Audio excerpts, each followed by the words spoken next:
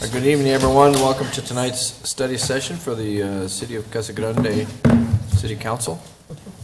And I think first item on our agenda is a discussion of the format of the Destination Marketing Organization. Mr. Raines, you want to kick this off? Yes, Mr. Mayor, members of the council, thank you for the opportunity to present before you this evening. We actually have two topics on the study session, but we will start with the formation of a destination marketing organization. And the mayor and council is well aware of the discussions that we've had related to developing an action item in our strategic agenda to actually promote and market from a destinations perspective our community a little more aggressively.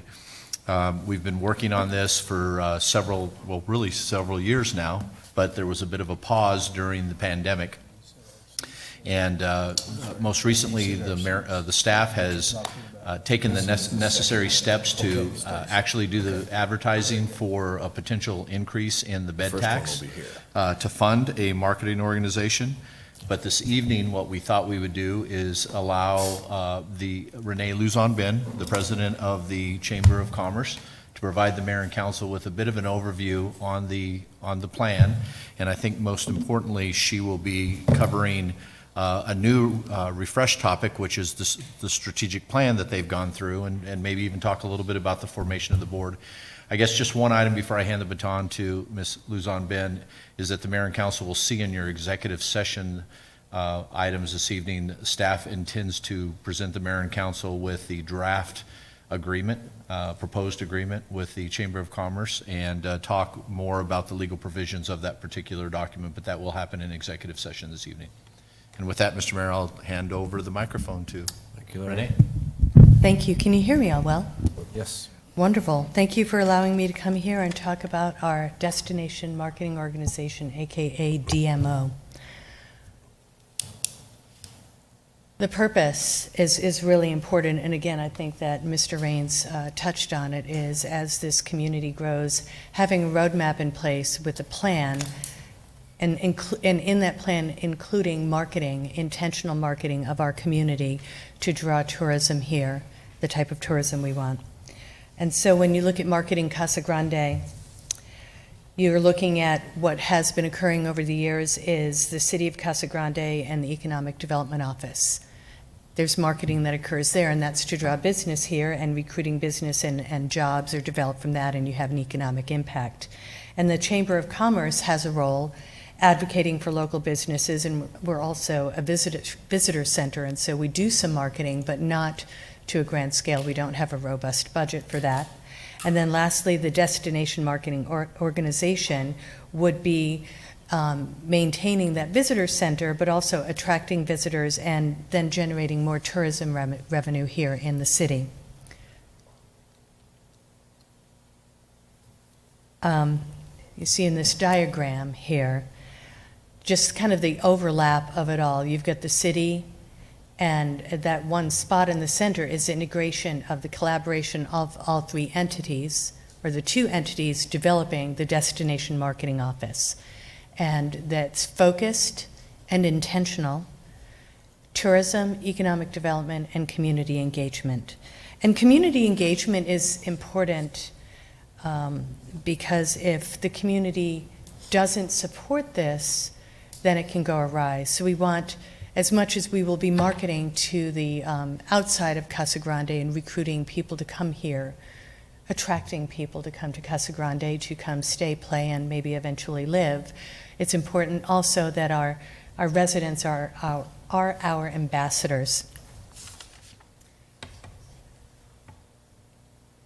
So the creation of the DMO is going to be, it is representative because we have a list of names who have all said yes. To be on the advisory board, we have not met yet, but it is our goal to meet before we are fully formed and before we have an agreement in hand, and that we can review some of these documents together as a group, as well as the plan that Larry mentioned. The representation will be the city, of course, the mayor, and the public information officer. She's responsible, that position is responsible for the messaging of our community, and it's important that we're collaborating on messaging about tourism here in Casa Grande and reasons to visit here, as well as the Chamber of Commerce. It would be myself as well as the incoming chair for the Chamber of Commerce. The Downtown Main Street program, we have here Ms. Ricosi supporting this event tonight. And then industry partners, they're stakeholders as well. We've confirmed 2 hoteliers, we've confirmed 2 restaurateurs to participate in this, as well as a community member. So it's a well-rounded group of representatives of tourism, as well as our community. The creation of this DMO is not just about having an advisory board, but also about the resources to execute a robust marketing plan and marketing activities. This budget was drafted in 2019, and this is assuming a $360,000 DMO budget. $200,000 of that would be focused on marketing activities, including, but not limited to, print, digital, and public relations outreach. Branding, well, we kind of got a head start on that already with our beautiful neon sign logo. But what we need to do, and that's part of our plan, is to elevate that brand through more marketing and people making more of the connection with that in Casa Grande. The brand is a promise. Every brand is a promise. What they experience here is going to be what their connection to the brand. Print materials, tourism brochures through the Arizona office, throughout all of the AOT, Arizona Office of Tourism Visitor Centers, and airport visitor kiosks. Billboard messaging, social media marketing using Instagram, Facebook, Twitter, TikTok. It's a thing. It's huge. I just came from the Governor's Conference on Tourism and everything. There's TikTok influencers everywhere. Public relations, and that's also, purchasing editorial and stories to be printed in our media around the state. A DMO visitor website. I did a sit through a designer for that, and so it would have a similar look and feel of the website you see now, but it would be a toggle back and forth between Chamber and Explore Casa Grande, and could evolve to the point where it's going to have you plan your trip to Casa Grande and put in your dates here. So there are some very robust software designers that can help us do that and still kind of look and feel like it does now.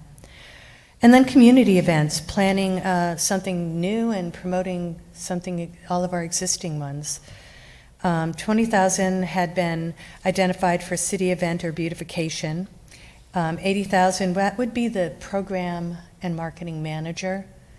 And so that would include the employer-related expenses, their insurance and such, but I'm hoping that dollar amount is still good in 2022. And then $60,000 would be administrative expenses, office, conferences.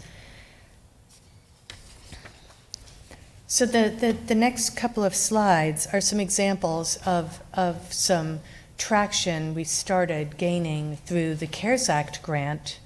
First, we redesigned the website, and we chose the look and feel of a website through a chamber database management software provider that had a tourism feel to it. And we wanted people, when they visited our website, to feel like they were visiting Casa Grande. And we partnered with both Chamber Data Systems as well as Blossom Digital Marketing, and Blossom totally localized it. And so when you go through the website, it's about living in Casa Grande. We also invested in digital marketing in a campaign related to all of the sub-brands of the neon sign brand. All of the sub-brands are the stamps that, the IT campaigns. And we had a theme of advertisements on digital media, and that was Facebook, Instagram, LinkedIn, because we were reaching out to potential employers and businesses looking at Casa Grande as much as we were reaching out to potential campers, people who wanted to come for long weekends, people who wanted to be here for 3 months, the various populations, and connecting with them. And the reporting on this, not only did we meet all of the purchased impressions, but exceeded them, and we had really good click-through activity on all of the ads. Other things we are doing and can be doing, we participate in Arizona Drive Guide. So for those people doing driving trips coming to Casa Grande, we've done 3 different looks now. 2 of the Neon Sign Park, and 1 was the first page of your PowerPoint, hiking Casa Grande Mountain. So it is our goal to cycle through every one of those golf, hiking, museums so that we can showcase all of these beautiful images we have to show people about coming to enjoy Casa Grande. I know the mayor would like this one. Billboards, whether it be here in Arizona or whether it be outside of Arizona, encouraging people to come here. We're the best place in between. You have a great value to stay in Casa Grande for a vacation. Your proximity to other parts in Arizona and to enjoy some day tripping is fantastic. You get the best of it all. Something else we'd like to be in is the Arizona Tourism Guide. There are over 400,000 of these tourism directories distributed throughout Arizona. And they're kind of spendy, but we're looking at some Arizona Office of Tourism cooperative partnership dollars to see if we can get a 50% discount. And then something we've already done is this year we developed a visitor's guide. And this is a perfect fit for those people who are not going to be here for 90 days, but instead someone coming in for a week. And we have a lot of people come in, and they're just looking for not our community resource guidebook directory, something like that fits in a brochure stand. And these are much more sensible to send out to the visitor centers. And they've been very popular. We have sent over, out of the 10,000 we've received, we've sent out over 5,000 and distributed. So how does this happen? Well, we talked about the budget, but then the way to make this happen is the bed tax. It's paid by visitors, hotel guests. I just spent 2 nights at the Camelback Inn, and I'm not quite sure what that bed tax was. It wasn't huge. I think it was a little more than here, though. We invest to attract new visitors in business, so it is an investment in Casa Grande. Our current sales tax is 1.8% to the general fund. We have a 2% bed tax currently, and we'll continue to support youth and youth services with that 2%. But most in Maricopa County are at 5%, and Pima is at 6%, and I just looked at this chart the other day, and that is still the same. So the recommendation is and the request is to recommend raising the bed tax by 3% from the current 2% to 5%, and to use those dollars in between to market Casa Grande. And what is the benefit? The benefit is to Casa Grande. We have more people coming in. We generate revenue. When people see that we are getting more tourism, other hoteliers want to build here. So that creates jobs. We're going to see more jobs in tourism. Workforce diversification, I think a new industry location of choice. And then resident community of choice. And you think about the places that people talk about with pride. While I think Gilbert and Chandler are all well and good, they're just not Casa Grande, and we don't want to be like those 2 places. Sorry, I brag to people up there all the time, like, we don't want to be like that. So the next steps, and we are here, we are here, is the study session, revisiting this, the support letter from the hoteliers, which we've had, the council action, and then the implementation of the city's agreement with us, and then funding and hiring a person and getting this off the ground. We need to walk before we can run, but we need to start walking now. This is something we were able to do as well, and thank you to the city for supporting part of this. This was a special offer at last year's Governor's Conference on Tourism to participate in a cohort for a strategic planning session with Carraggio Group, which is the consultants that actually worked with the Arizona Office of Tourism on their 3-year plan. Their 3-year plan is a 1-pager, just like that. We're proud. We had participation from LaTanya as well as Brian Gardenier. Our cohort was 3 people. And we've, set our priorities for the first 2 years of things to do, and we look forward to engaging our advisory board in this and then bringing to you results. Any questions? Just on that last one, we probably need to change those CMO to DMOs in that strategic plan. Thank you. I will. Just to make sure we cover our bases. Yes, the importance of DMO is one, I believe it is a phrase that is preferred by the Arizona Department of Revenue. It's also a phrase that is recognized by the Arizona Office of Tourism. You identify as a city your destination marketing organization, and as such, we're able to apply for funds through their Arizona Rural Cooperative Marketing Program, which this year is up to $75 in match. They're going to go back to $50,000 next year, but this year they're still because of the pandemic. And then there's another program that started last year, which is a Visit Arizona initiative. And I spoke with some people there, and I actually showed them this, one of the people from the AOT, and she recommended that we pursue maybe some of those marketing dollars through the VAI, and it would just help supplement what we'd be asking from the city to do this. So and we'll look for these opportunities every year, but as we start to walk and then run, there may be needs for, who knows? Thank you, Renee. Well done. Thank you. I know we've been working on this for a long time, so. Mr. Powell. I just would like to comment, I think it's a great presentation. But there's also a group of people that are called agricultural that surround us, and they're about 40% normally of what goes into Pinal County. They're failing because they need help. But we had a meeting not too long ago. I see 2 people that were in it about trying to bring water down here. We're in such a tough situation right now. Both of the reservoirs are almost dead now.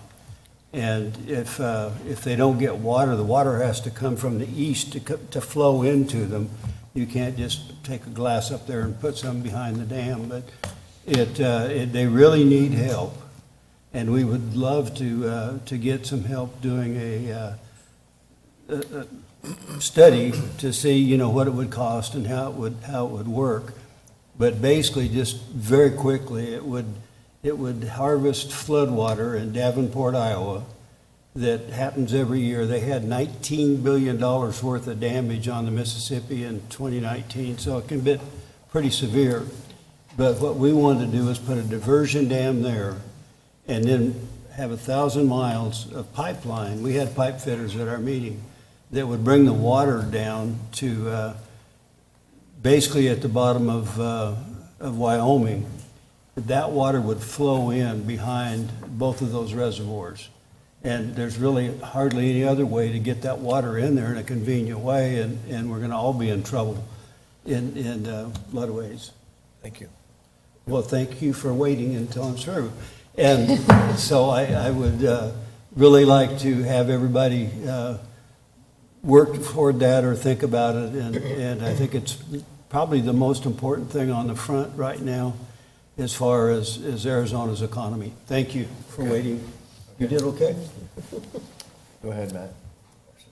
On that, kind of good point, we've got agricultural tourism around here too, that raise awareness of that. Also, I'm still, I like the makeup of the board. I think that's going to be the key to this being a successful organization. And I should know this, but you're hiring a full-time person? Yes. Yes. To run this in Yes. addition and work with the chamber and everybody, okay. Yep, Yes. separate department. I knew that, but I just They're wanted gonna make sure take the everybody knew that. baton and What's run that? with it. They'll report to me, but they're gonna be responsible to execute This everything. is all they work on. All right, Deploy, execute. good. How many active hotel rooms Casa Grande has right now? Do you know? I'm sorry? How many active hotel rooms Casa Grande has I, right now? I was just asked this Friday morning, and I apologize for not knowing that number. Hotel rooms, I'm going to say not enough. Yeah, at one point in time, we had that number. I want to say 3,000? When we did it the first time, yeah. So Yeah. Is all 360,000 coming from the bed tax? Yes. Yes. And this was estimated, I'll be completely honest, this was estimated prior to my joining the chamber, so this number number's probably was low. based on those. But I know that the occupancy has been high throughout the pandemic as well. Yeah, just so everybody knows too, a DMO and a bed tax today, not 10 years ago, but today, the monies have to be spent on destination marketing. It's a state ordinance, so Yes. we really don't have if you tax the bed tax, you have to spend it on destination marketing. So, and it's probably, that number's probably low, that estimate is low, but we won't really know until such time we start collecting it. So there's still some work to be done, obviously, the board needs to be finalized. Then they'll hire a full-time person, and then hopefully with that help of that full-time person, then we build that, a little more detailed plan. Yeah. Right, so, not knowing exact dollars, not knowing the person who we're gonna hire, there's still some work needs to be done. But as I like to remind Renee, it's the chicken or the egg, thing. We've gotta get the tax set up, and then we can move forward with the details, more details. I think there's some good detail here, but there needs to be more. And just, of course, you talk destination marketing, and so can you give me an idea, with these dollars, when you're marketing the city of Casa Grande, is that right? And so does that include, parks, some of the attractions, Yep. restaurants, hotels? Yep. Does it include, some of the Events. services, some of our small businesses that might be kind of unique, some services so people don't have to, go out of town or is it strictly restaurants, attractions, parks? Just an idea. I'm just curious how that It's a works. Visit Casa Grande campaign. Visit and Casa so Grande, Visit okay. Casa Grande campaign would include all of that. Okay, Yes. Good.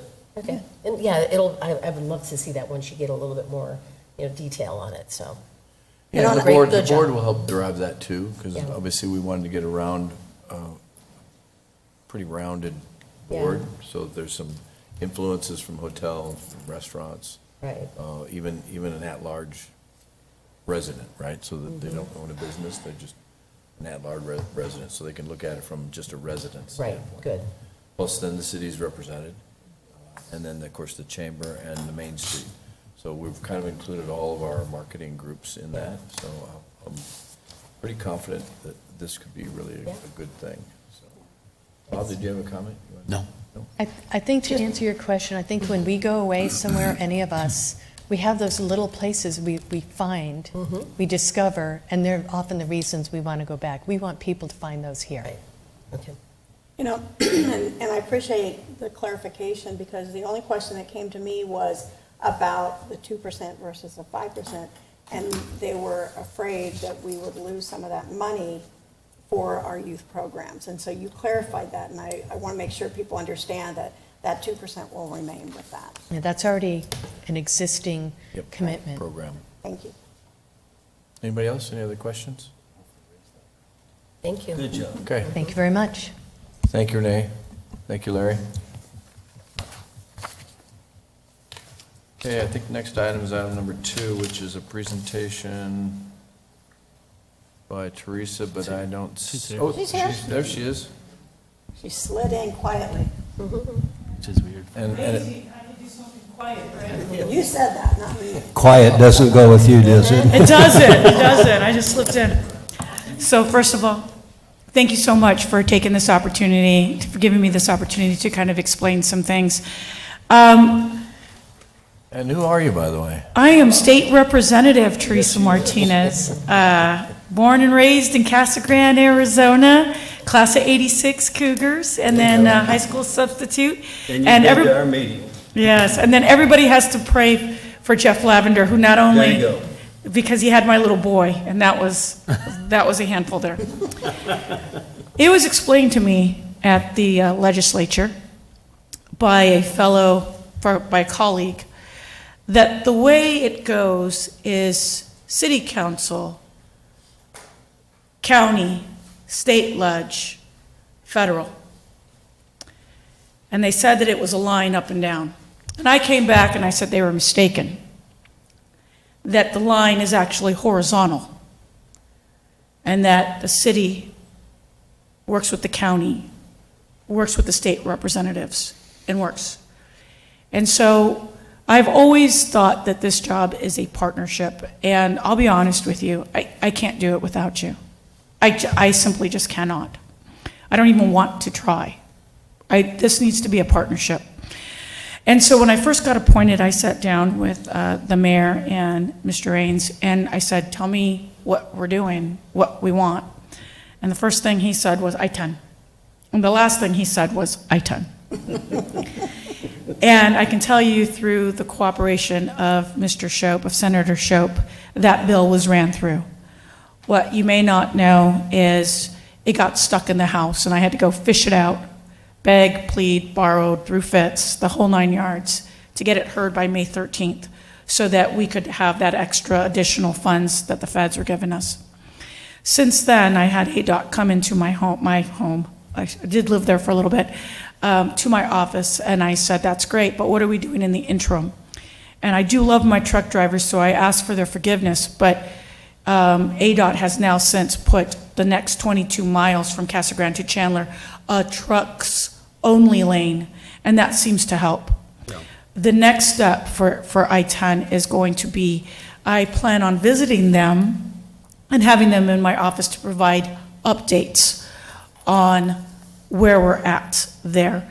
What you have in front of you, so that's what the I-10, just as you know, I'm going to be on that like white on rice, because it is extremely important that it doesn't just get bogged up in bureaucracy.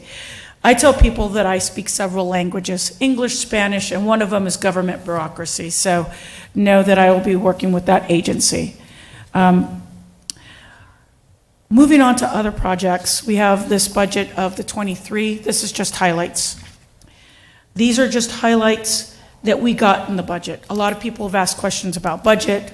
It was a bipartisan budget, I will have you know as well.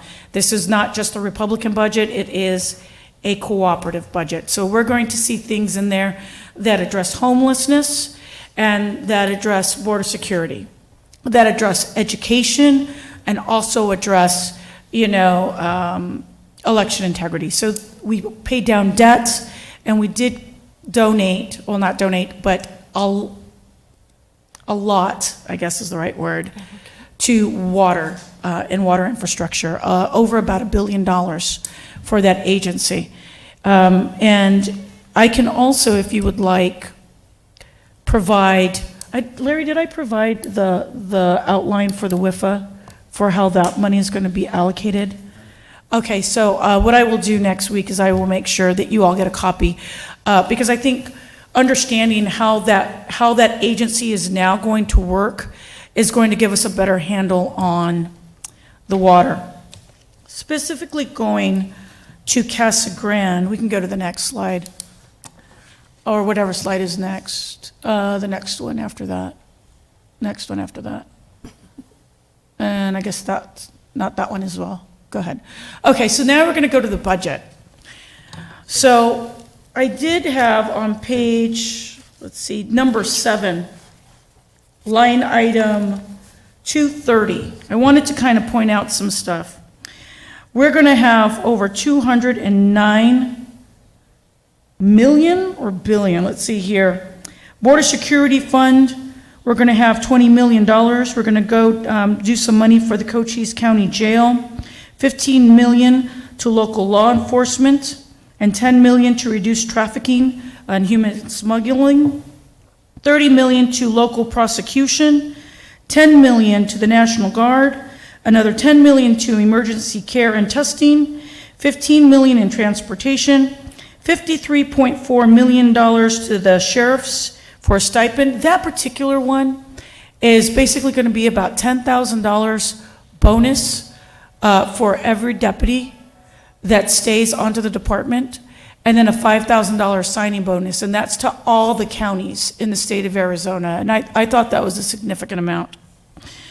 Going to page number 8, specifically addressing the Casa Grande, line item number 264, we got $1.9 million for the canine facility. So that's going to be here in Casa Grande. If we go down to page 10, I went through some highlighted items, and this is all going to be Pinal County. Obviously, line 326 is the widening to Casa Grande, but we also have stuff for inflation, stuff for Maricopa, we have stuff for Hunt Highway, we have stuff for Coolidge and a stoplight, improvements for the 347, and then a study, a Tier 2 study for the North and South Corridor.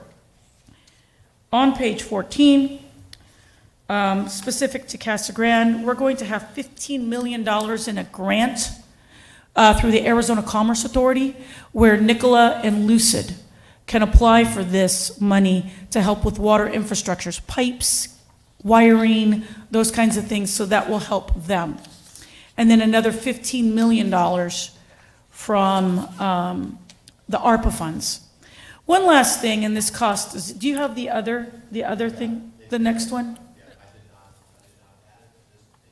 The budget? Okay, do you have a copy for me? Oh, shoot. Here. All right. Here. Oh, I'll share. okay, I'll just take Jeff's right quick. So what I wanted to do is I wanted to let you know what I was asking for and what I was able to get. I know that you appreciate my efforts. I know that you do. But it's the results you want. And ultimately, that's what we owe the voters. That's what we owe the constituency. That's what we owe every resident in Pinal County, Casa Grande, Maricopa, Eloy, Arizona City. Well spoken. So, well, I'm not done speaking yet, so we'll see how that goes. So my number one ask was $30 million for the Arizona Commerce Authority. Now, mind you, I've only been there for about 6 months. And literally, I was dropped there with no training, just sink or swim. I know what I'm doing now, which is going to bring me up to the second part, but we'll go through this real quick. What I asked for, $30 million, I got back 15 for sure, and then the other 15 I'm going to have to fight for ARPA. We're just going to have to fight for it. I asked for $19 million to State Route 238 and or $19 million. I got it for the 347. I'll take it. I'll take that 19 for the 347. I got $800,000 for the 238 for a study. Now, I was told by Maricopa that I'm going to have to go fight with ADOT because they want to use it for their stuff and not the study. And so they're going to be meeting with me in about 2 weeks to talk about that specifically. So I'll be meeting with ADOT very, very soon in my office. $19 million for the 347, the long-lasting language. Number 4, and we're going to have to fix this long-term. It costs $0, but it is impactful because of the federal funds. So as you know, Casa Grande, I near about had a heart attack when they told me, Casa Grande is considered part of Phoenix metropolitan areas for DISH funding for hospitals through the federal government. I assured them we are not part of Phoenix metropolitan area, and that clearly is a mistake. And so in a footnote in the budget, Casa Grande is for this year going to be designated in a separate line item, which will qualify us for federal funds for the Casa Grande Hospital, for the Banner Hospital. Long term, now, so that costs the state $0 funds, but because we reclassified it, it's going to allow federal funds to go in there.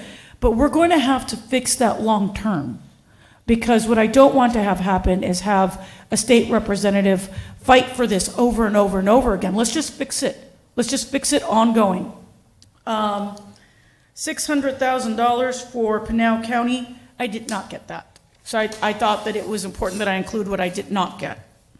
I asked for $15 million, raise for DPS, and $20 million for Department of Corrections. I'm not going to lie, the governor wanted that as well, so that was pretty easy for me to get.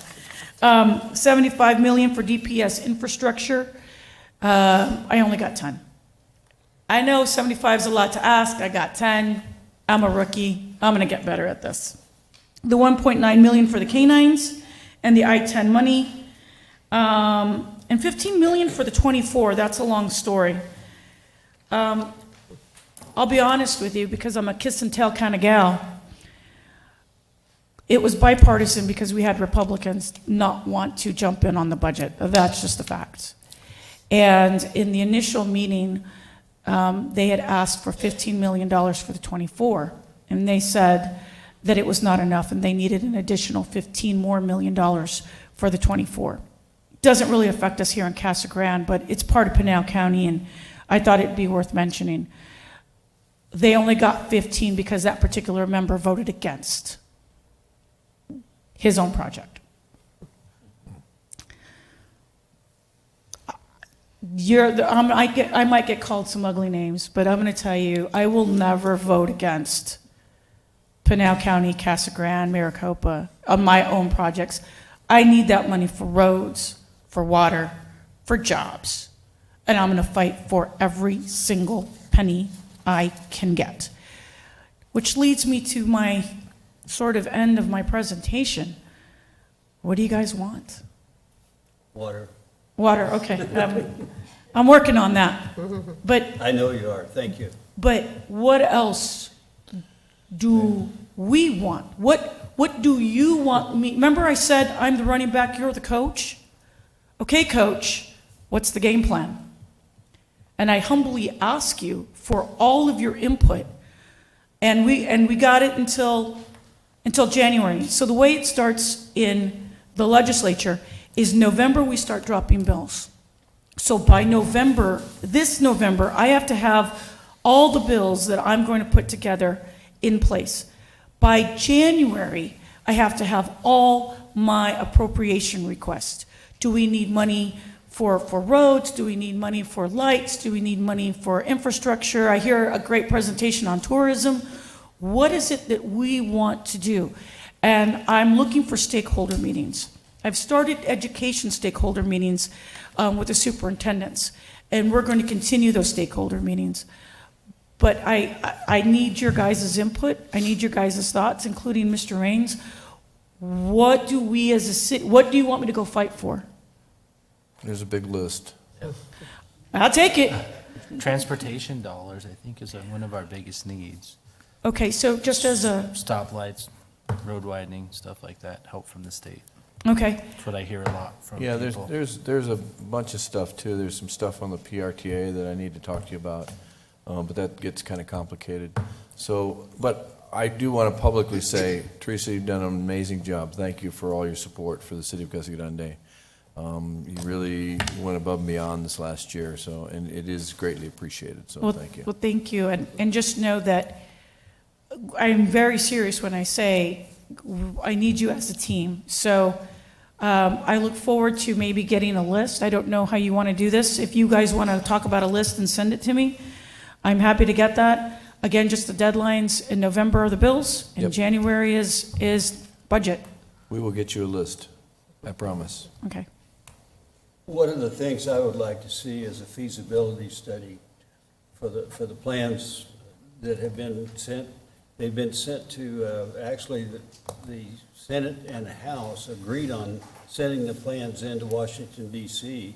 For What's that? Water. for the water? Water. Okay. The pipeline. And then the Conservation District did the very same thing. And what we really need is a feasibility study so people can say, okay, well, how much does that cost? Well, here's kind of the realm of it. And there's a lot of saving on that, because can you the amount of water that disappears in an open ditch, but in a pipe it doesn't? It's concealed there, and it would be 1,000 miles of pipe. But once it came in and gets behind those dams, it could do that forever on. And you know, I remember us talking about it, about the lining of the ditches and that being a budget request. And I'll make sure to work on that. Absolutely. Thank you, Mr. Pell. And I need some more of your cards. Oh, okay. Lavender? Representative Martinez, I want to echo the mayor's comments. It's been a real pleasure to watch you sink or swim. You've done a phenomenal job. And I appreciate the fact that you've taken a real 360-degree view of what goes on and advocated for all. Just some things that I would mention to you. City, school districts, county are all got key votes coming up in November. Overrides. Your support Yeah. would be vital. 15 to 20% for public safety is phenomenal. But education, you talked about dollars, but I can tell you that the teachers in our district only got a 5% raise this year with 9% inflation. It's going the other direction. I know there are all kinds of moving parts, but we are going to open school across the state the next couple of weeks, and we'll have well over 1,000 classrooms across the state with unqualified teachers or not fully certified or fully qualified teachers in those classrooms. We've got to find a way to draw and attract more into it like you're trying to do with public safety. But you've done a phenomenal job. But your voice in helping convince our citizens of the importance of these votes upcoming is critical. Well, thank you for that. And I think that's why the stakeholder meetings are so important now with the education. And so I think the only superintendent I have not met with are, ironically enough, the ones in Casa Grande. But no, and Mr. Lavender, I would love to have you part of those stakeholder meetings, because I think education is going to be, that's our foundation of our community. I just want to say, Teresa, I know that we're going to be meeting soon, so. Yes. On a couple different topics that are non-city related, but it certainly will have an effect on Casa Grande and Pinal County as we move forward in trying to help families in need, so I look forward to that. And I look forward to that too. Thank you. Bob? I would like to add on to Mr. Powell's comments about water. I know you attended the meeting here a couple weeks ago where the harvesting of Mississippi River floodwater was discussed. And it's obvious from the budget and the governor's comments that there is an equally compelling group that wants to do desalination with the money that's been allotted. I would like to have a continuing information flow of where we are headed and what we are looking at. And I would also like to see a combined effort. I don't know that the state is equally looking at the project that Mr. Powell talks about and desalinization, or if they've already focused on one, but there's no sense in us pushing in different directions. I think we all need to get on the same page and support whatever the logical outcome is. But I don't know that that's being done yet, and I would be interested to see somewhat of an ad hoc committee get together and discuss both of these options and come to a conclusion. I think from our standpoint, I tend to support Mr. Powell's idea of the floodwater harvesting, but it seems like the desalinization is getting the attention right now. It is getting the attention. First of all, thank you for the idea of the ad hoc. I think that is a brilliant idea, and I'll certainly take that to leadership. When it comes to the desalinization, I know that there's been a lot of folks that are really looking at that in exchange for a quick fix with the Colorado River rights. But if there's no water there, then it doesn't matter where we get the rights from.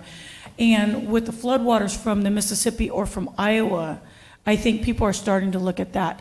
What I will do next week is I will make sure to follow up on the water specifically, and then I'll also include a diagram how the WIFA board is going to be out, because as you know, that agency is kind of going to have some changes, and I think that might be helpful for you all. So I'll make sure to do that, and thank you for your comments. Thank you. Lisa?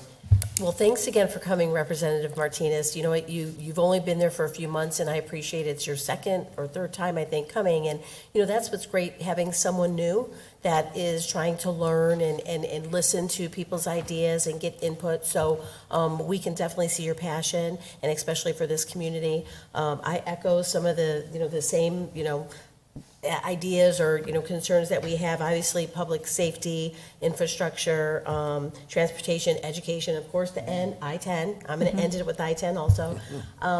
But no, the stakeholder meetings is critical. And I think, you're so good in dealing with people that, by you getting out there and diversifying those stakeholder groups and getting people's input, and just so they can see a face. That they know that you're from here, you care, you live here. So I think that's a great idea, and I appreciate you doing that and just being here for us and asking the input, and we know you'll do a great job. So Well, thank you, and I'll put you down as a yes for the stakeholder. I just wanted to, we were really happy to have Bob there to listen to the meeting.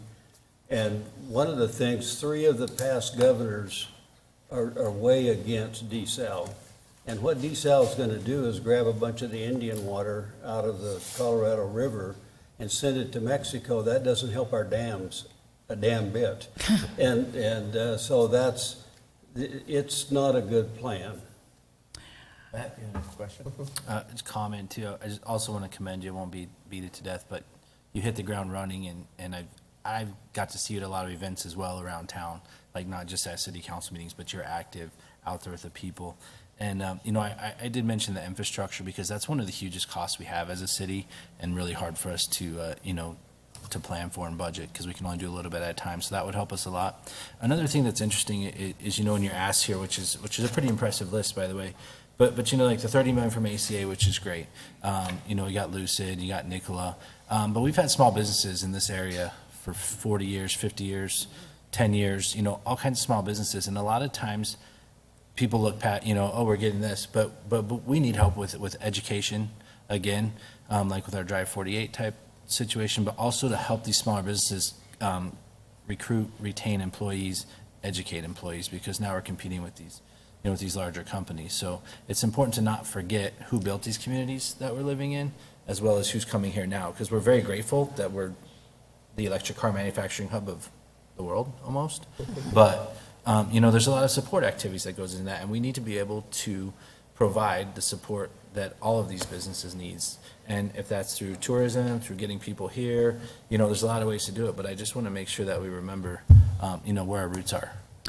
I'm so glad that you mentioned that. One of the things that went through legislation but got nowhere, and I like it, but I think we need to kind of flush out the bugs, is one of the things that they wanted to do is take high school credit and allow somebody like who's a junior or a senior who can work, get high school credit for I think like 6 weeks, get a partial credit if they worked at some place. And maybe that might be something the small businesses would, but I would absolutely be open to any kind of legislation or any kind of budget request items that we can do.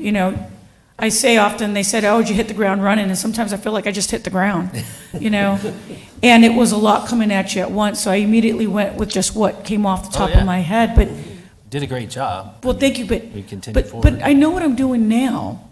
And if with some planning, and if we get a plan together, a strategy together of how we can go and attack and get what we need, and what I know the other representatives will either get on the bus or be rolled over it, you know what I'm saying? I mean, you can be on the bus or under it, because this train is coming through. And thank you for your comments, because I certainly know that this is not the last time you're going to see me, and we can work together for next session, and it's going to be a phenomenal session. Representative Teresa Martinez, thank you very much. Thank you for having me. Appreciate it. We'll stand adjourned until 7 o'clock. I'm gonna go get some cards. Yay, Teresa. You do that. I'm gonna try to get her and then Ray from the Grits to get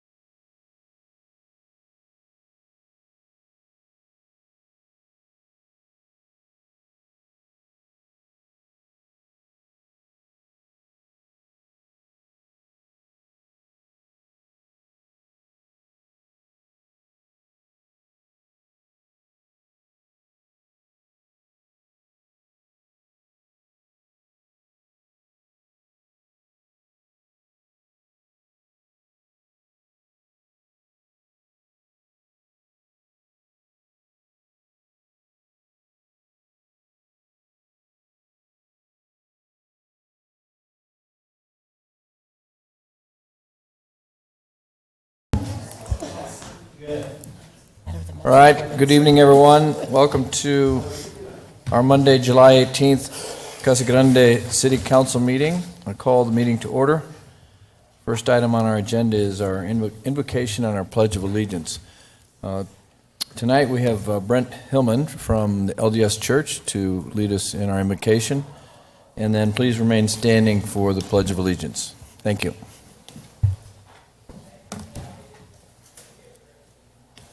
Our dear, kind, and gracious Heavenly Father, we thank Thee so much for this great land that we live in this wonderful community.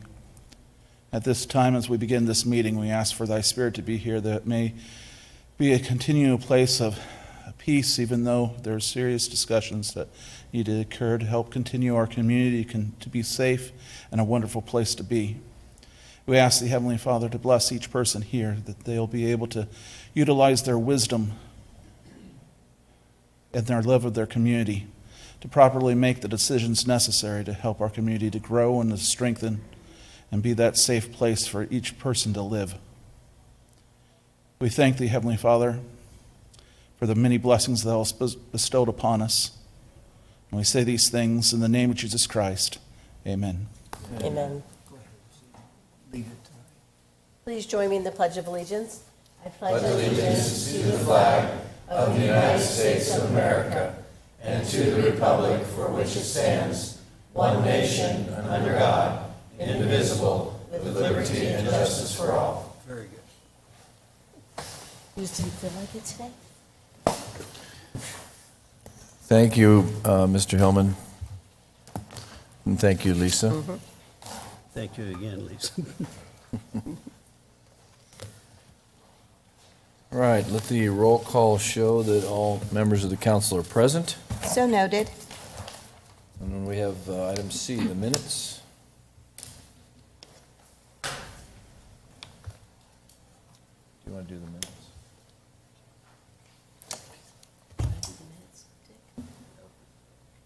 Matt can do it. Okay, that'd be good, because mine's all messed up from the Mayor McFarland, I move 8 weeks. that we can consider for approval the city council regular meeting minutes of July 5th, 2022, and the approval of the city council special meeting minutes for July 5th, 2022, and accept for the record the Casa Grande Planning and Zoning Commission minutes of June 2nd, 2022, all as presented. Second. All right, I have a motion and a second. All those in favor signify by saying aye. Aye. Any opposed?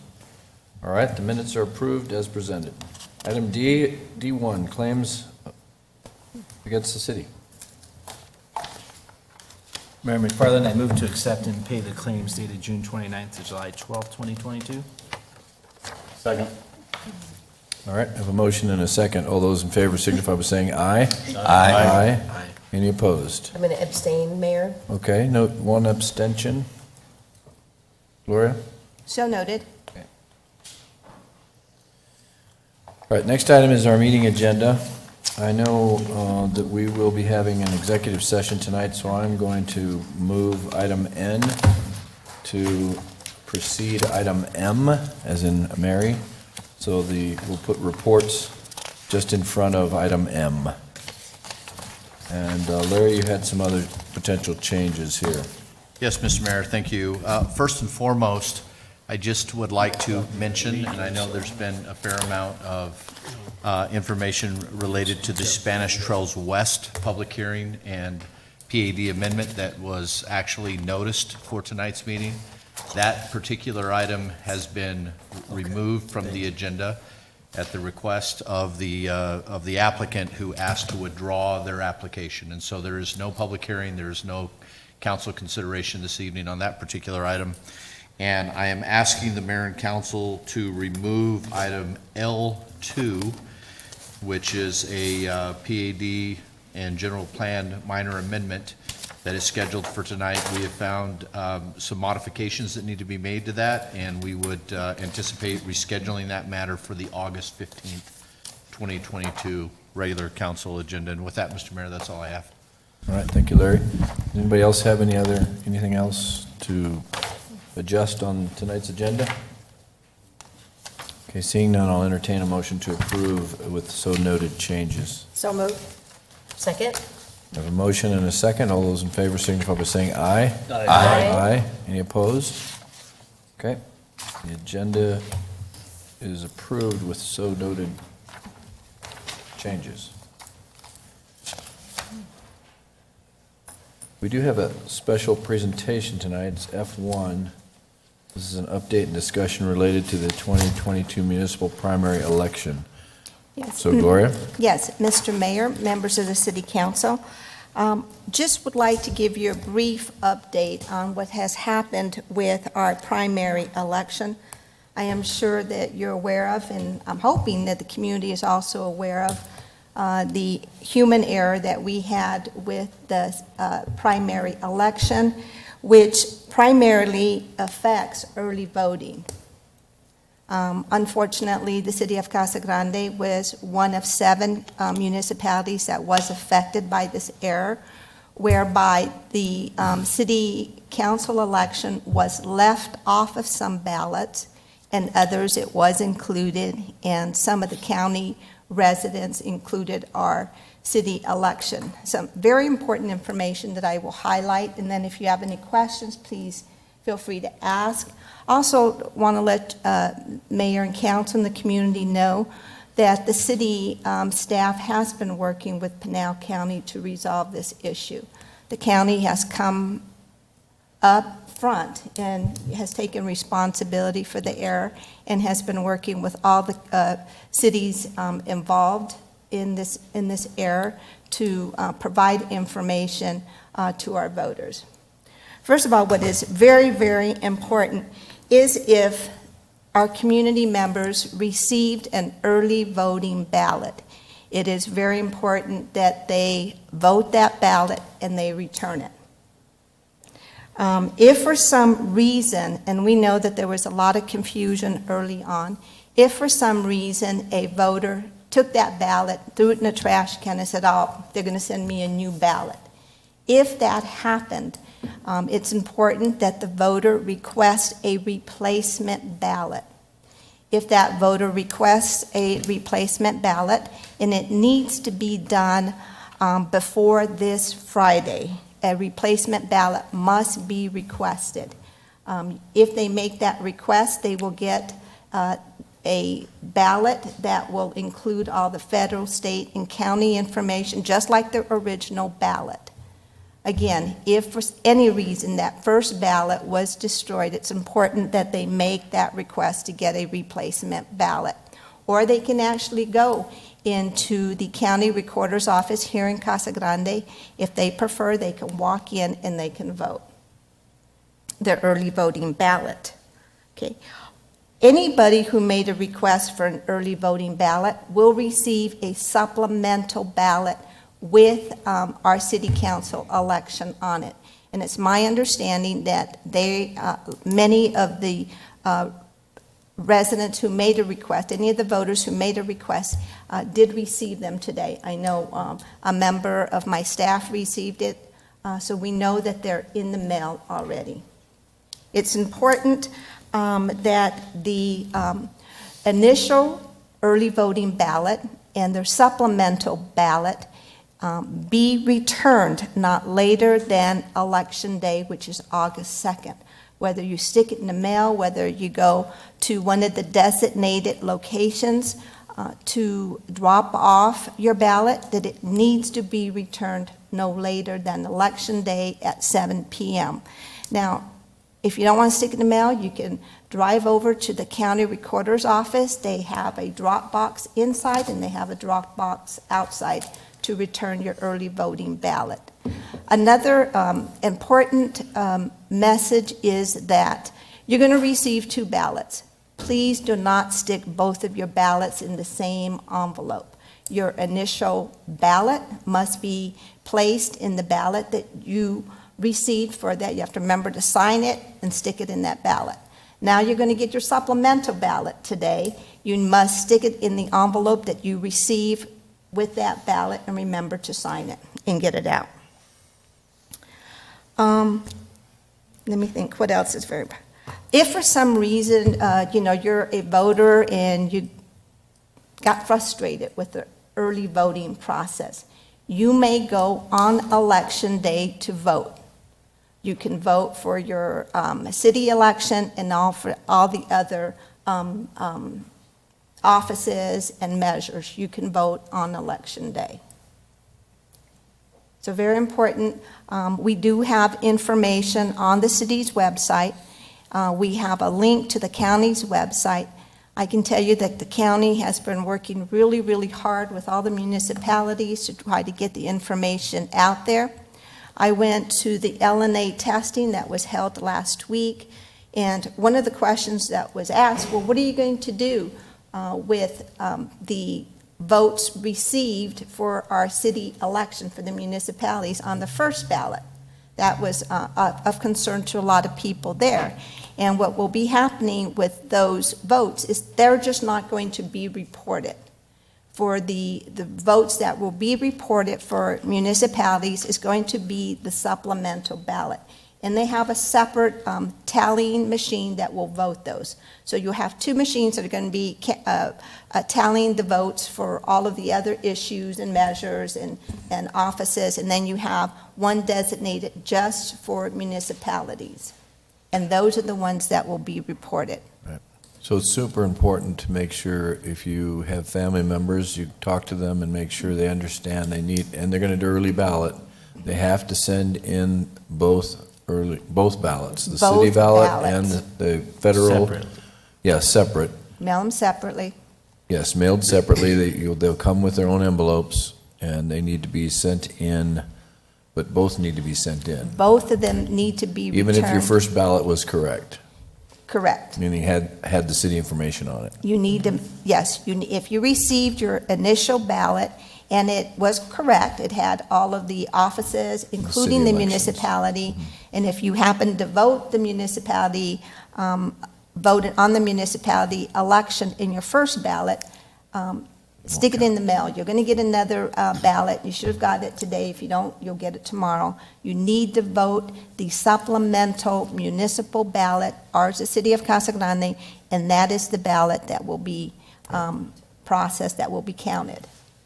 And if you're totally frustrated, just go to the precinct. If and you're vote. totally frustrated, Vote on then election just- day. That is correct. If for any reason, as an early voting, if you received an early voting ballot, and if you just got frustrated with the process, you may go to your designated voting precinct to vote, and you will be eligible to vote. Mr. Mayor, before we move on, can I ask Ms. Leha just to outline just briefly the process if you did not get an early ballot and are typically those individuals that will vote at the poll? You want to describe that quickly, Gloria? If they were on a permanent list to receive an No, early if vote? they did No, not. if you did not, right, if you did not, if you did not request an early voting ballot, you are not impacted by this error. You just go to the polls as you normally do, and you're going to receive two ballots. You're going to receive a ballot with all the state, federal, county offices, measures, and then you're going to receive another ballot with the city's election on there. And this will happen for all of the affected municipalities. So if you go on election day, you're going to receive two ballots. Anybody, any No, comments? just a comment on the ballots that they had a press conference today, and it was, the new ballot was very distinct in difference in the regular one. That is So- correct. They have put an orange-colored stripe on the top for the municipal ballots. So they try to do something distinctive from your first ballot that you received, Okay. that you received. So it has an orange stripe on it. Okay. Any other And again, comments, please, questions? if anybody has any questions, feel free to go to our website, feel free to go to the county's website, feel free to call us here at the city clerk's office. Great, thank you, Gloria. Really quick, Mayor. As we all know, so many people are concerned with fraud and everything else. So I just want to make sure that the public is comfortable that the tabulations are really going to be separated. I mean, it's just confusing. Like, I was one that got the corrected ballot. And so filled that out. So, of course, I feel like I'm voting twice, for the municipal. So I just want to make sure that the public understands the systems that they have in place to make sure that those aren't double counted. Right. And at the LNA testing, they had a representative, Mr. Hampton, who was there, who is part of the team for the tabulating machines, and he was able to explain the entire process. One of the important key statement that he made was these machines have already been certified by the state Secretary of State's office. So they're not reprogramming the tabulation machines because they've already been certified. They are just not going to report if you got a correct ballot and it had the city's election. They'll be tabulated. They're just not going to report those results. Instead, they're going to report the results from the tabulating machine that is designated. So they just didn't want to go back and if compound the error or anything like that. So they will be counted, they're just not going to report on it. And Mr. Hampton has been working with this tabulation company, for a number of years. He's from Casa Grande, so he was, he's got a lot of knowledge on that, so. Okay, Thank you, Gloria. thank you. All right, move on. Item G, which is our consent agenda. All items listed with an asterisk are considered routine matters and will be enacted by one motion and one roll call vote of the council. There will be no separate discussion of these items unless a council member or member of the public so requests, in which event the item will be removed from the consent agenda and considered in its normal sequence of the agenda. Is there anyone who wants to remove any of the consent agenda items? Anyone from the public? Okay, seeing none, then, Mayor McFarland, I move to approve the consent agenda as presented. Second. all right, I have a motion and a second. Gloria, can I get a roll call vote, please? Councilmember Lavender, Yes. Councilmember Hampton, Councilmember Huddlested. I Yes. have Mr. Hampton on my mind here, I'm trying to remember. I thought we had a new one. Oh, my gosh. Councilmember McBride. Yes. Councilmember Fitzgibbons. Yes. Councilmember Herman. Yes. Mayor Pro Tem Powell. Yes. Mayor McFarland. Yes. All right, next item on our agenda is item H, which is public comments. This is the time in the meeting when we'll open the floor, and if there is any, I don't have any comment cards, so if there's someone here in the council chambers who would like to address the council, this is your opportunity. I would ask that you keep your comments to 3 minutes, give us your name and address when you come up, and also understand that we cannot have a discussion on what anyone brings up, but we can give staff a direction to follow up with you at a later point, because it's not an agendized item. Anyone? All these people and nobody wants to talk to us. All right, seeing no one, then I'll close the floor and we will move on. Move on to our award of contracts. The first one is I-1. Mr. Raines? Yes, Mr. Mayor, members of the council, staff is asking the mayor and council consider an ordinance approving the authorization and sale of city-owned real property generally located at the northwest corner of Courtson Road and Thornton in Casa Grande, Arizona. On January 27th, 2022, staff accepted a letter of intent from IDM Apartments Phoenix LLC for approximately 12 acres of land owned by the city of Casa Grande, generally located at the northwest corner of Courtson Road and Thornton Road. The LOI provided a purchase price of approximately $2,090,000, which was established based on a net square footage of 522,720 square feet, with a pricing of $4 per square foot for the purpose of constructing an apartment complex on the site. In early July, the LOI was amended to include approximately 20 acres versus the 12, at the same pricing of $4 per net square foot, which would result in a price of approximately $3,484,800. You may recall we had asked the mayor and council to remove this item, and that was the primary reason from the last, at the last council meeting. Staff did evaluate the offer against the current market conditions and found that $4 per square foot was a very competitive offer, that the current land use of community corridor would allow a developer to entitle the site for multiple multifamily residential units, as well as evaluated whether the site was one that would be utilized by our entity in the near term.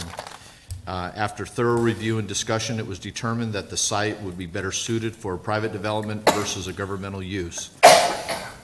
A bit of a history on this particular item.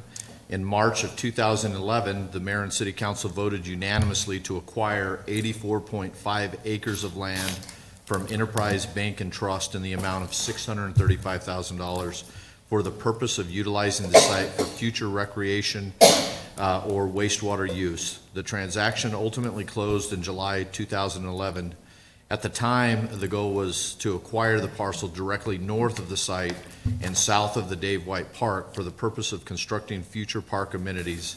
The city was not successful at acquiring the parcel, essentially creating a barrier between the two holdings. The proposed land purchase agreement, which is before the mayor and council this evening for the 20 acres of the 84.5, has been attached for your review. And if I can just spend a few minutes outlining the key provisions of the agreement. Number one, that $50,000 of earnest money will be deposited into an escrow upon opening escrow. The earnest money will become non-refundable once the due diligence period of 90 days from the opening of escrow has elapsed. The purchaser may extend the due diligence period for one 30-day period. The closing of escrow for the site and transfer of the property shall occur within 180 days after the due diligence period. At the time of closing, the balance of the purchase price, approximately $3,434,800, shall be made by the purchaser to the escrow company. No later than 11 months after the expiration of the due diligence period, purchaser shall secure permits necessary to start construction of the development. And one last final element was that we added one condition to the LOI as well as the purchase agreement. That condition has been added to the agreement by the city related to the fact that the site is adjacent to the city's water reclamation facility. It suggests the water reclamation facility is utilized to process sewer influent. As a result, odors or smells may be prevalent. I guess just one additional item, Mr. Mayor and Council, that I'd like to add on is on the $4 per square foot. As we evaluated this particular site, we did look at the at comparables that were like situated, and essentially what I mean by that is that there was infrastructure, utility infrastructure that was adjacent to the site, and found that that $4 was very comparable in the market. I would add just one additional item, Mr. Mayor and Council, and that is that should the mayor and council need to go into executive session to talk about any of the legal proceedings or provisions of the agreement, that option is available to the mayor and council this evening. And with that, I would simply suggest that staff is recommending the mayor and council approve the ordinance entering into the land purchase agreement with IDM Phoenix LLC for the purpose of selling approximately 20 acres of the land owned by the city of Casa Grande. And with that, Mr. Mayor, I'll pause for any questions. Lisa? Just a question, Larry. So I know you went over the history a little bit, and it's 84 acres. Right. So how does this come about? So they came to us with a letter of intent for just 20 acres? They initially came to the city with a letter of intent for 12. For 12, right. Yes. And then they expanded it to 20. Correct. Okay. So the remaining, whatever, 60 acres 64.5. is still open. We're just going to still market that and just kind of see what goes from there. It'll certainly be Right. at the discretion of the mayor and council, but we could either market it, we can continue to hold it. Right, okay. And I did fail to point out that we do have a bit of a site depiction showing the cross streets of Quartz and Thornton Road. They're just south of the Dave White available. Could also expand the wastewater treatment plant. We could have many options with this particular site, yes, Right. Mr. Mayor. Okay, wanted to comment that I'm glad that condition was put on the end about the closeness to the water reclamation facility. 'Cause I think, as I've told in my first house I bought on Courtson Road, I had to sign a notice that, hey, you're near the water reclamation facility. Just in case. The other thing is, so this will have to go through zoning and everything for the Correct. actual site plan. And they're intending to put multifamily on there, which is good. What if that doesn't pan out at some point during the process? There has been some discussion specifically about a clawback provision in the agreement that has not been completed. When I say completed, we have not finalized the final terms to that. But again, that could be an option if the mayor and council, at your pleasure, for us to add that clawback provision into the acquisition agreement. That would be on their side. Yeah, I was just curious about what would happen. Okay. Any other questions for Larry? All right, seeing no questions, then I'll call for an ordinance number, please, Gloria.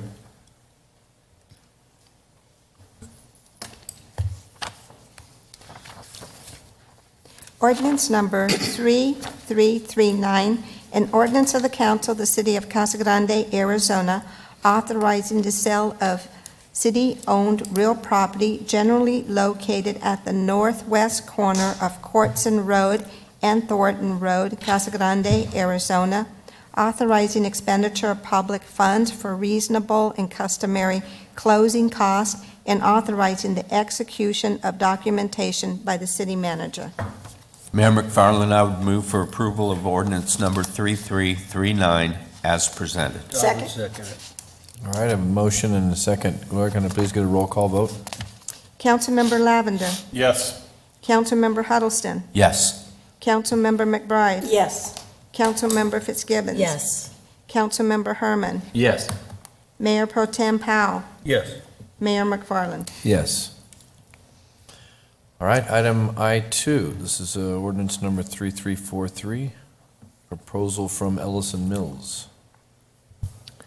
Thank you. Staff recommends that the mayor and city council authorize the city manager to execute a contract with Allison Mills Contracting LLC, Wilming Joint Venture, to provide construction manager at risks construction phase services in an amount not to exceed $3,648,636.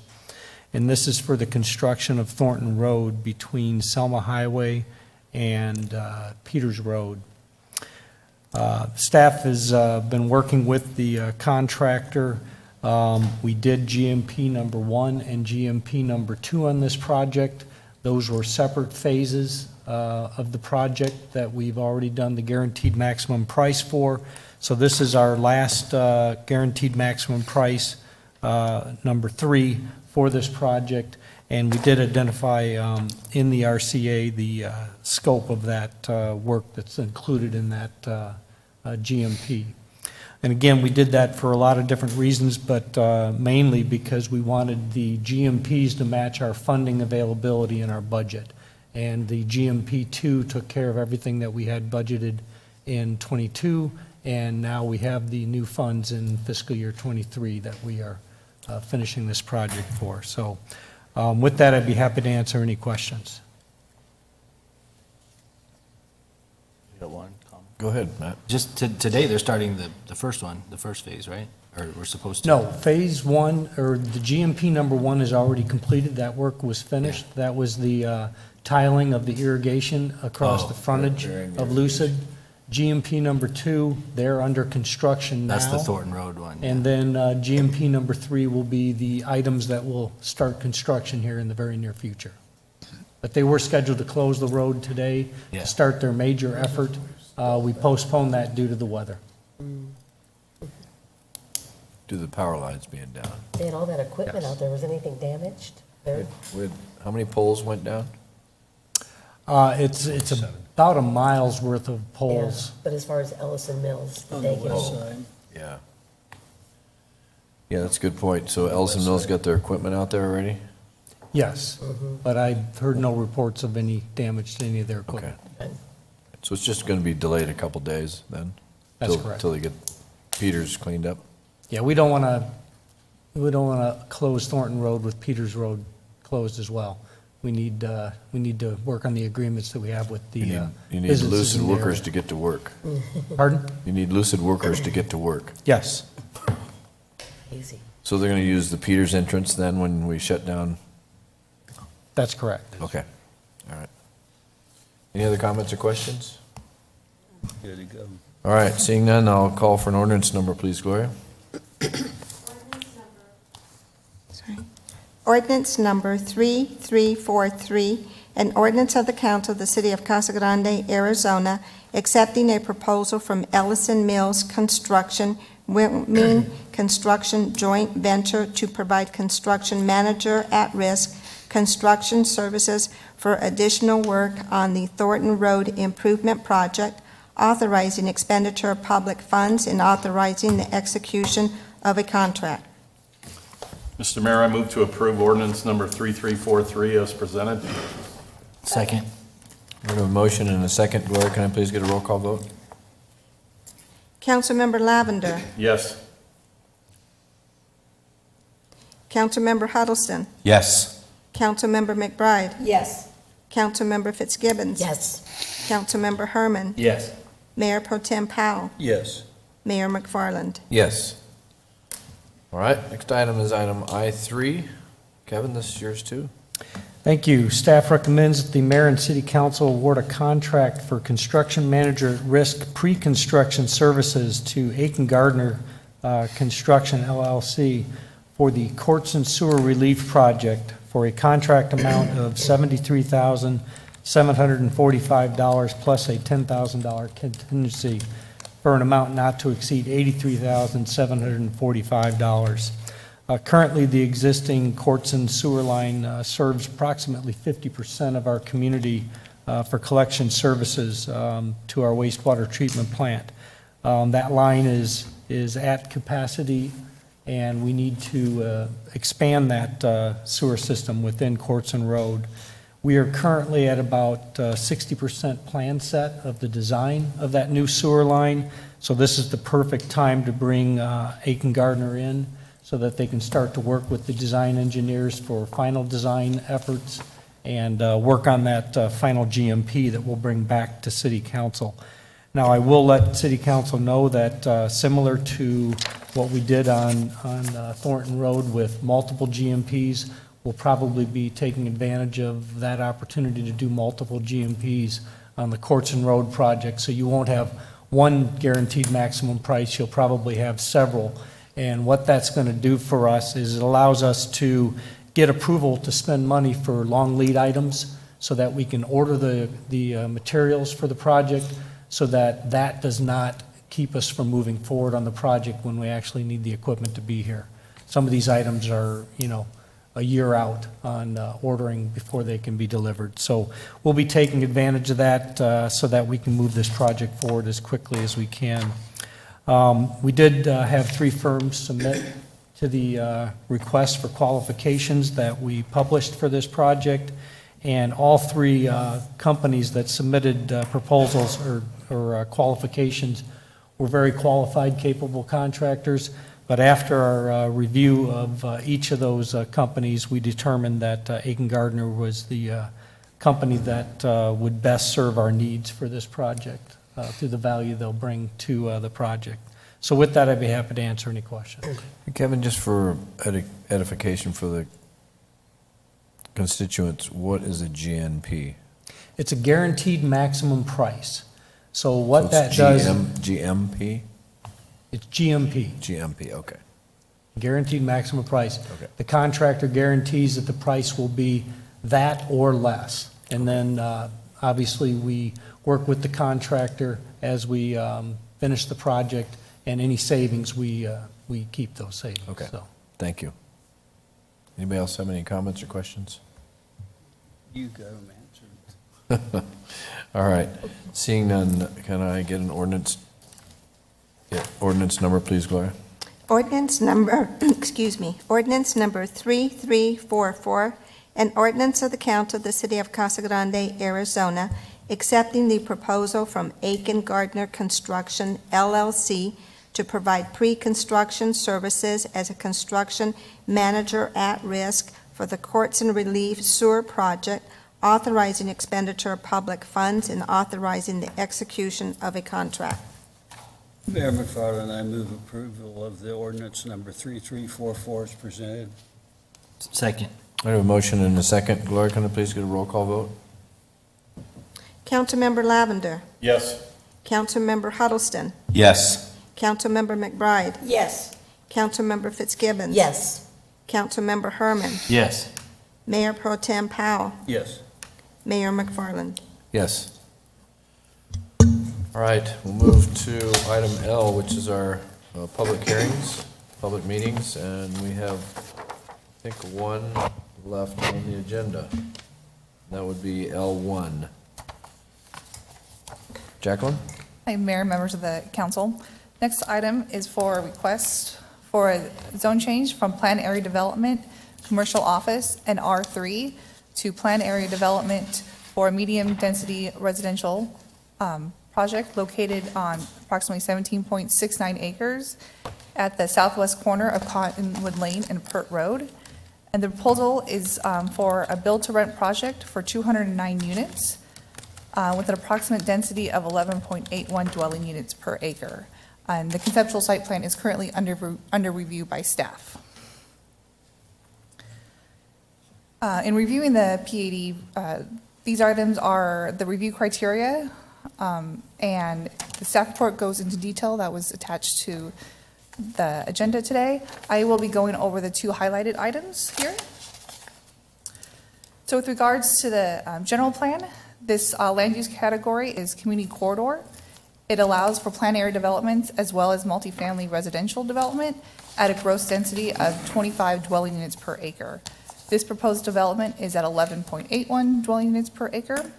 And one of the community corridor goals is to promote high-density residential uses along urban corridors and near major commercial centers.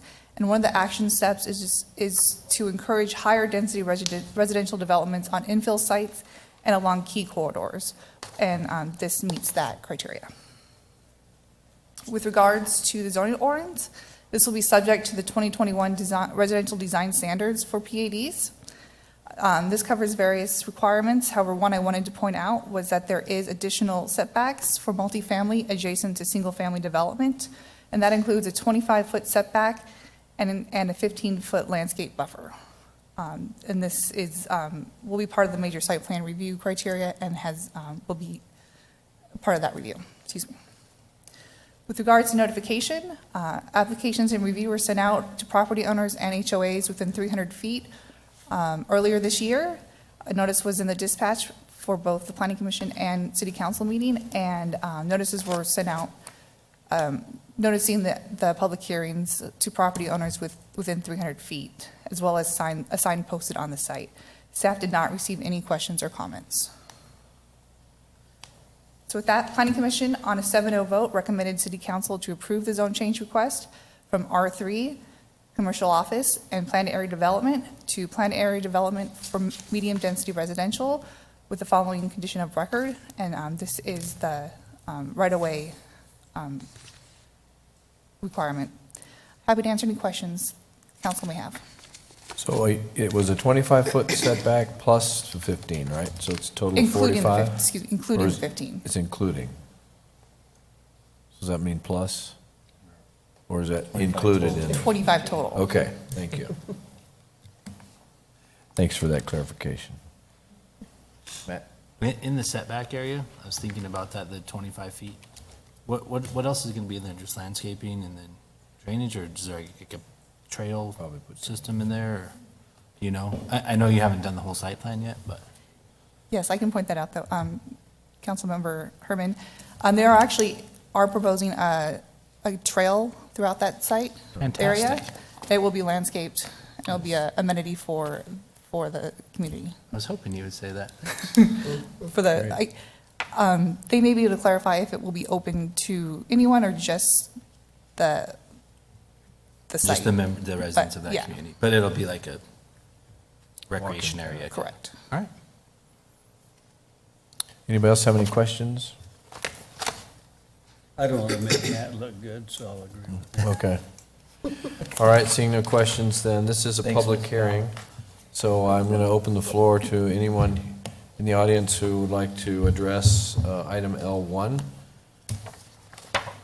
Is there anyone here? Okay. Yes? Yeah, go ahead, please. Just please state your name and your address for our records. Thank you. Mr. Mayor, members of the council, thank you. Tom Galvin with Rose Law Group. Just here on behalf of the applicants, I'm not sure if you were calling us up specifically or not. Just want to say that staff did a great job with that presentation, gave virtually the presentation that we would have given tonight as well. Just to clarify on that issue regarding the trail, yes, there was a trail proposed for the western side of the property and the southern side. As I understand it, there will be a wall that will be constructed, so it will just be for the benefit of the community, but that's how I understand it at the moment, so thank you. Okay, thank you. Okay, thank you. Any questions for the applicant? Okay, thank you. Thank you, Mayor. All right, anyone else from the audience? It's a public hearing, so the floor is still open. All right, seeing no one rush up, then I'm going to close the public hearing, and we'll call for a ordinance number, please, Gloria. Ordinance number 1178.323.1.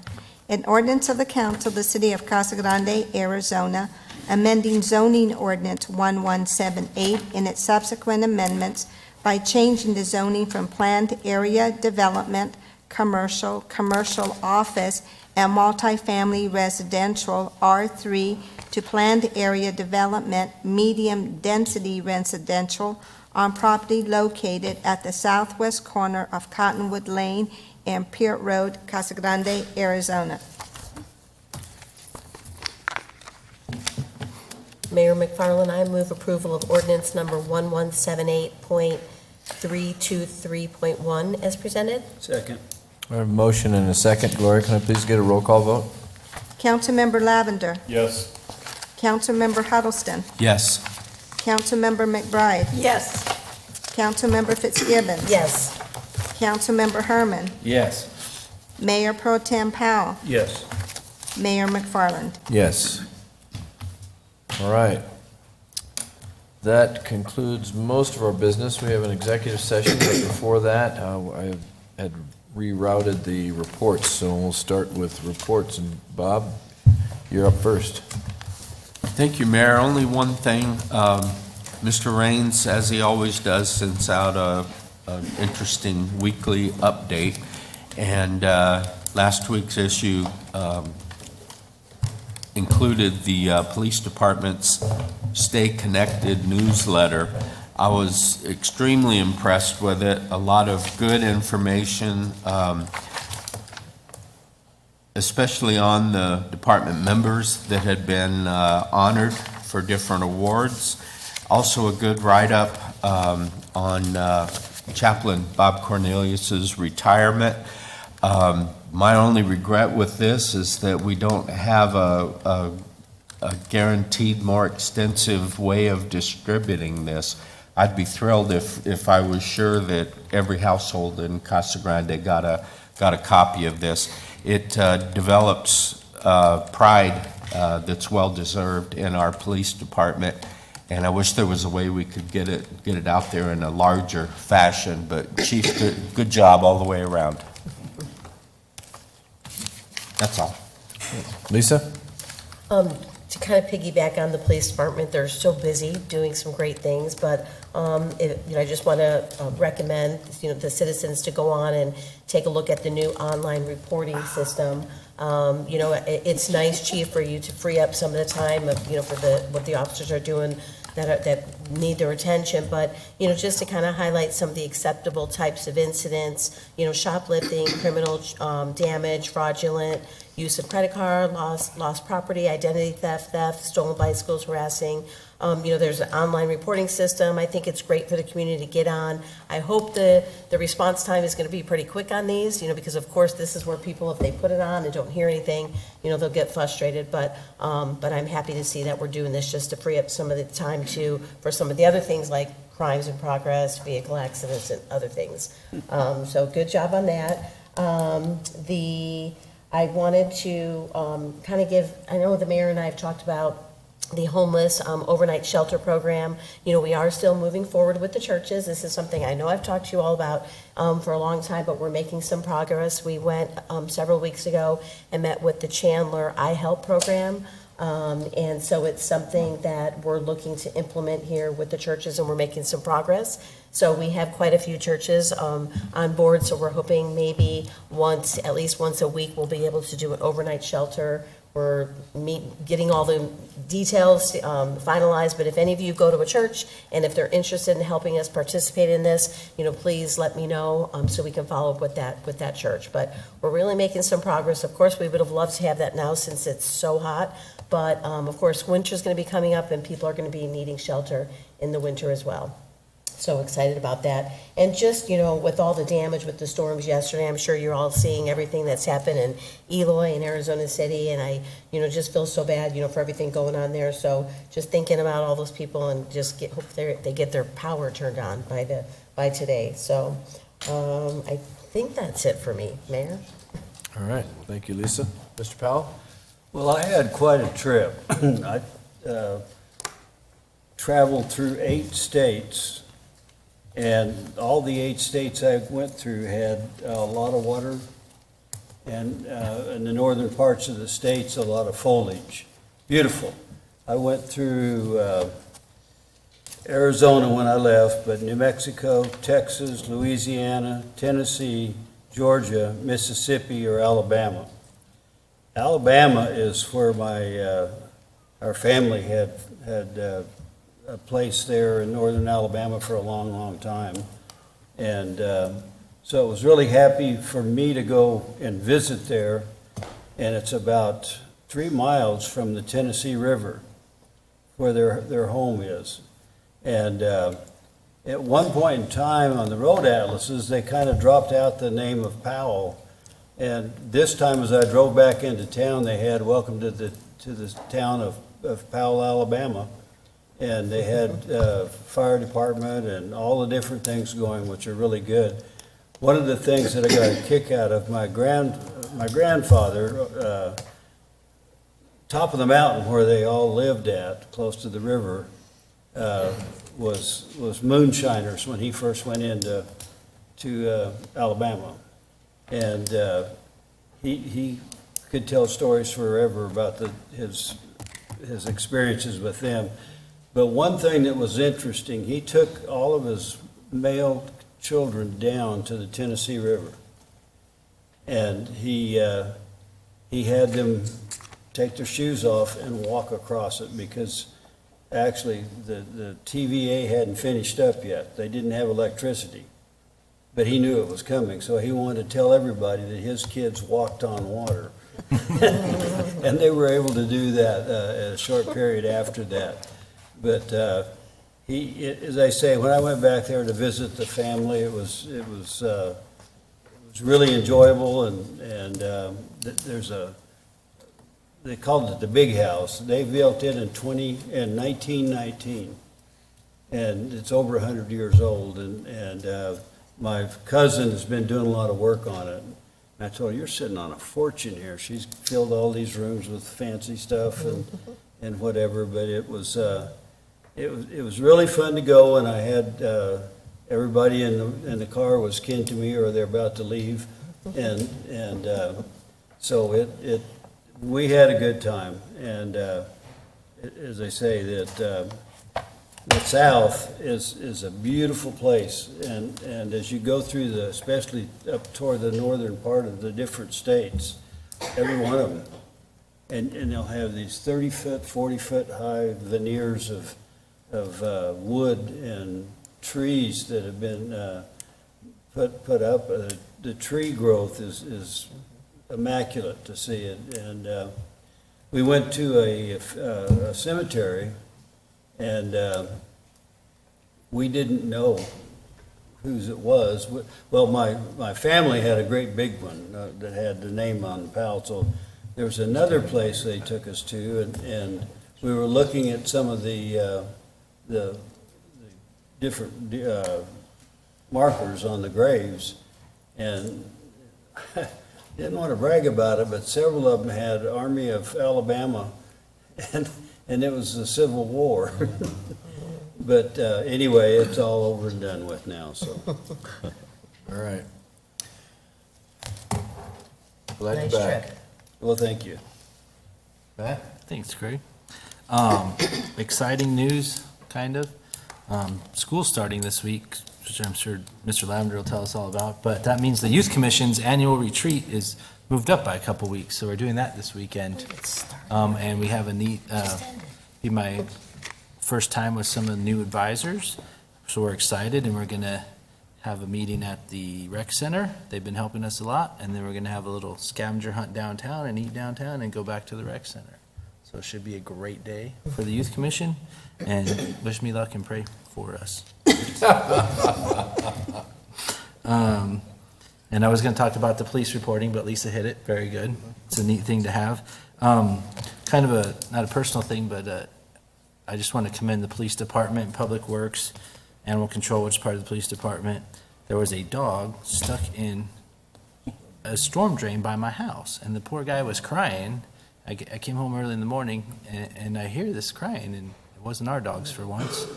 So I saw him, and he was stuck in there. There's a big dog stuck in there pretty good. So I called the non-emergency police numbers before we had online reporting, Chief. So, and a police officer came over because I felt bad. I mean, the guy was right there. You could see him. And then the police officer came, and we tried to open up the grate, but it was pretty stuck. So he says, hey, I'm going to stay here until, and they got Public Works to come over and Animal Control, and they rescued that dog out of the storm drain. So it's a good small town story still, and I appreciate the efforts of everyone. I mean, it's a dog, but the poor guy was just crying right there, so. Bet you slept good that night. I did, yep. So I appreciate all the work, Chief, and Kevin, your department, and it was just great to see that teamwork. Got it done. Thanks. Donna? I want to know if he adopted the dog. No. We are full of dogs at my house.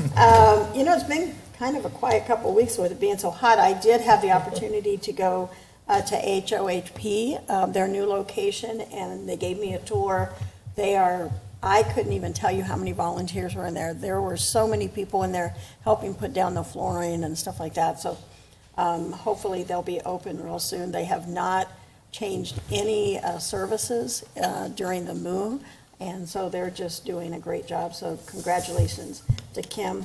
Shout out, school is starting next week, and the mayor's reading program is starting again, and we need volunteers. It's the 25th anniversary, so anybody that would give up an hour a month to read to some of the elementary schools, please make sure to contact the library, because we really want some good volunteers this year. And there wasn't online sign up too. And they have the online, so that for winter visitors that are not yet back, you can go ahead and sign up, and you can do that virtually as well. So, and just, hats off to everybody, including our departments that have, tried to help out Eloy and Arizona City and Toltec. It just, I have staff that have been without any air since yesterday at 7 o'clock, and they don't anticipate it coming back before Wednesday in some areas. And so hats off to Mayor Powell and all the people over there that have really been working hard. So thank you. Jeff? Well, it is an exciting time with school starting and our new teachers. We had a meeting last Wednesday with all of them, and we've got a energetic group, and for the first time in a long time, we're pretty much fully staffed with all our teachers. So be careful as you drive by our schools, and ditto to all the comments on our public safety as well as the support of our communities. Thank you, Jeff. I know nobody wants to hear a COVID report, but COVID is up, so I just want to remind everybody to please, do your safety precautions, protect yourself, do whatever you think you need to do to try and, wash your hands and all that good stuff. And if you feel sick, please stay home. Don't go to work and don't go to the store and spread it around, because it is out there. There were 577 positive cases just in the last 30 days, so, which at one point in time we were at 34. So, Speak last, remember. no, you're done. No, I'm not. Then you better go. Okay, I'm ready to go. I can fill you in on the stories they tell in Alabama. And my dad was telling me about when he was a young man, he'd gone out in the woods to hunt, and he had one bullet left in the rifle. And he'd been barking squirrels. And if you don't know what that is, it shoot the bark below the squirrel falls, and too bad for the squirrel. But he was walking along, and he had that rifle, and he came to a Y in the road. And in one side was a bear, and the other side was a lion standing there. And he didn't know what to do, so he pulled out his knife and held it at the end of the barrel, pulled the trigger, split the bullet, and killed both of them. And it scared a bunch of wild turkeys that were in a tree that were right next to where it happened, that they started flapping their wings, and they're about ready to fly away. So he ran over and grabbed a hold of that, and he was flying out over a lake, and he thought, gosh, I don't want to fall on the ground. So he let go, and when he stood back up, a button popped off his shirt and killed a deer sitting there drinking water. Maybe it was true. Mostly. It's a pretty tall tale. Okay. On that note, just a reminder, as school is going back into session, please watch your speeds through the school zones. There are specific signs that are usually posted out for, I think it's 15 miles an hour. So be cognizant of those, because I'm sure that we will have some enforcement out there, especially in the first few days of the school year, because we want to remind people to watch their speeds. I did want to make sure everybody knows we're going to have a survey to name our transit system. So that survey actually should be out by tomorrow. And so you can go on to the city's website if you want to enter that. I won't call it a contest, but it is a survey to see what the community thinks in terms of naming our transit system. So that is available online at the city's website, and then if you go up into the search section, I'm sure there's going to be a banner on the website, but if you want to search, just search transit survey, and then it'll take you right to it. Also, just a reminder that we've got a bunch of programs this week. We're going to have actually the Tohono O'odham Nation is going to be here in our city councils on Wednesday the 20th. So the Northern District, which I can never pronounce their name, Sif Odak, something like that. They will be hosting their nation here in our chambers, so that's kind of interesting. That's at 9 o'clock if any of you are interested. And then we've got next Monday, I've got what's called the Arizona Regional Talent. It's the Mayor's Education Roundtable is the sponsor of it. And so we're inviting all the superintendents, all of the school superintendents plus mayors will all be at this roundtable. It's about a 3-hour meeting, and it's going to talk about Arizona talent and working together. I'm going to talk a little bit more about it on Friday at the the Chamber of Biz Outlook Luncheon, so you'll hear a little more about it there. But that's the Biz Outlook Lunch is Friday at 11 o'clock at the property. And we've got a downtown redevelopment task force meeting this Wednesday. We did boards and commissions interviews tonight for planning and zoning. So we'll fill that one seat here immediately, the one that was vacated by Mr. Dugan. And then just some housing information. There was an article in today's paper on the Arizona Business Journal, and that Arizona housing deficit since 2012 has increased 1,377%. That equates to 122,683 homes that we are short. Don't ask me how they calculated it, but it's based on the number of jobs, based on the number of houses that should be in place. So it's a huge number, and even if they started working on it immediately, it'd take us 20 years to do it, but it would generate 20,000 jobs over that 20 years in terms of the forecast for new housing. The biggest thing they mentioned was, however, that municipalities need to address the issues of affordability, and they said municipalities, even though we don't build houses. So they're throwing us under the bus. And then more density. Now, density we do have control over.